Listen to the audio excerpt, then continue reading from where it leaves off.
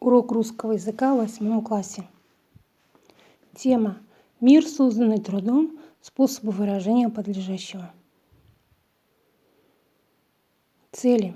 Первое. Расширить знания о подлежащем как о главном члене предложения. Второе.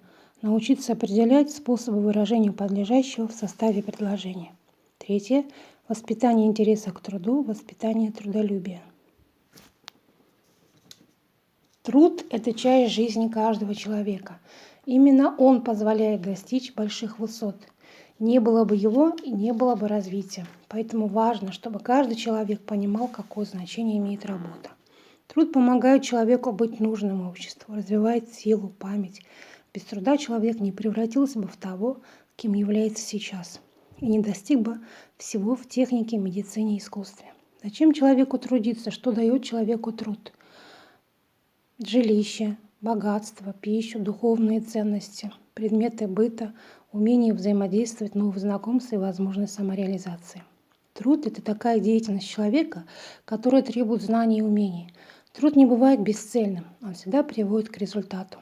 Труд дает человеку и обществу все необходимое для жизни. Труд различается по содержанию и сложности. Что создается трудом? Не на золото и серебро, а именно трудом были первоначально приобретены все богатства мира, говорил шотландский экономист Адам Смит. Вопрос. Как вы думаете, почему говорят, что труд является источником всякого богатства? Правильно, ребята. Труд – это результат твоей деятельности. От того, как ты трудишься, зависит твое и духовное, и материальное богатство. В народе очень много пословиц и поговорок о труде. И вот некоторые из них. Человек трудом велик. Славен человек не словами, а делами. Кто любит труд, того люди чтут. Дело мастера боится. Птицу узнают в полете, а человека в работе. Умелые руки не знают скуки. Терпение и труд все перетрут. Землю красит солнце, а человека труд.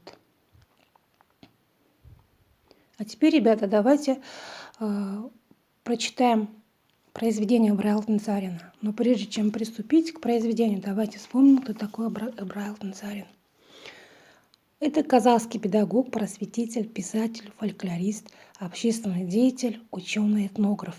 Автор казахских учебников «Казахская хрестоматия» и «Начальное руководство обучению казахов русскому языку». Автор басен, рассказов и переводов Толстого и Крылова.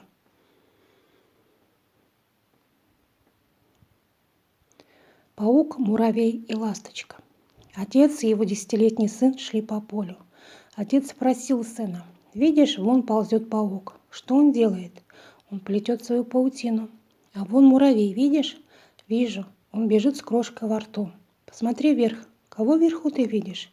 «Вверху летят ласточки, и в клюве держит травку». Тогда отец говорит сыну: «Вот так, милый мой, эти маленькие существа могут служить для тебя примером.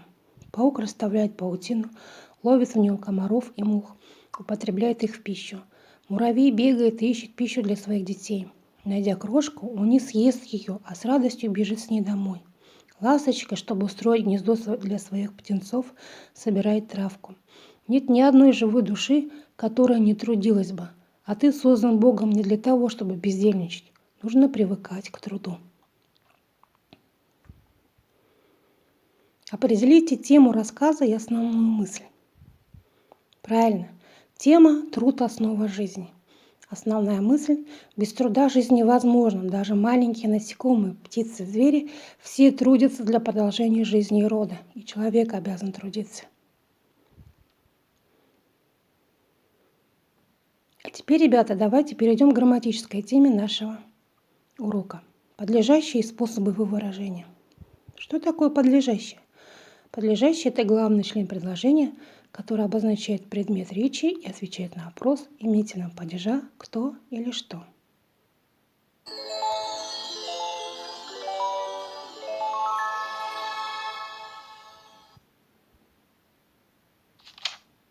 Подлежащее – главный член предложения, называющий то, о чем говорится в предложении, обозначающий предмет высказывания. Подлежащее отвечает на вопросы именительного падежа «кто», «что».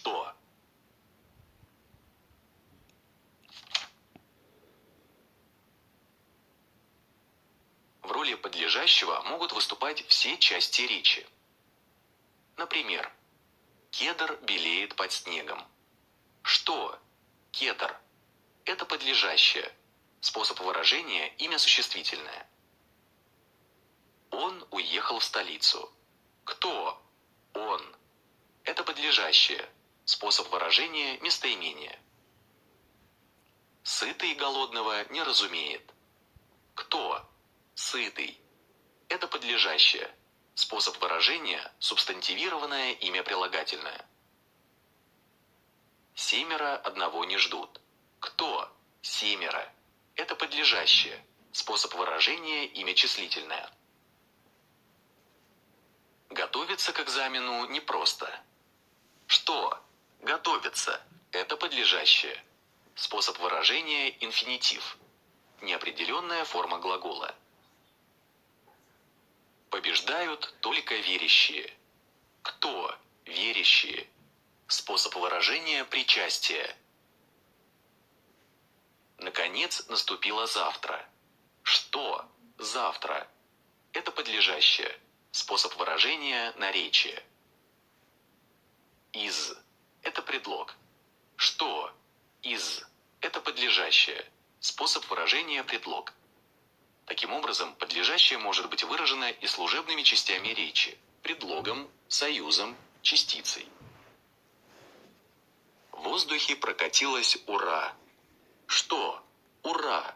Это подлежащее. Способ выражения – междометие. Мать с дочерью гуляли в парке. Кто? Мать с дочерью. Несколько учеников стояли около класса. Кто? Несколько учеников. В данных предложениях подлежащее выражено синтаксически неделимым словосочетанием.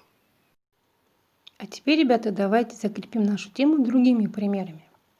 Солнце светит всем. Подлежащее в этом предложении солнце выражено существительным. Мы никогда не ссоримся. Подлежащее мы выражено местоимением. 12 делится на 6. 12 подлежащее выражено числительным.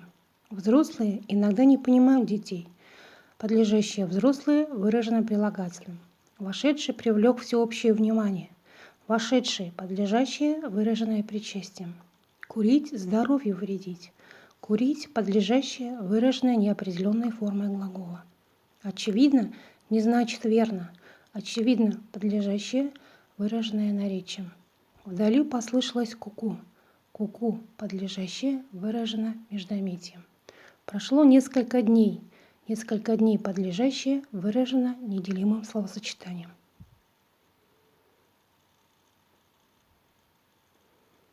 Теперь, ребята, домашнее задание. Упражнение номер 6, страница 107. Это задание аналогично тому, которое только что выполняли. Теперь оцените себя, ребята, по 10-бальной системе. Сами себе поставьте оценку. Сейчас поделитесь своими мыслями и мнением о том, что вы узнали на уроке, что вам удалось на уроке, что вам было трудно и что было самым интересным. Спасибо за внимание. До свидания.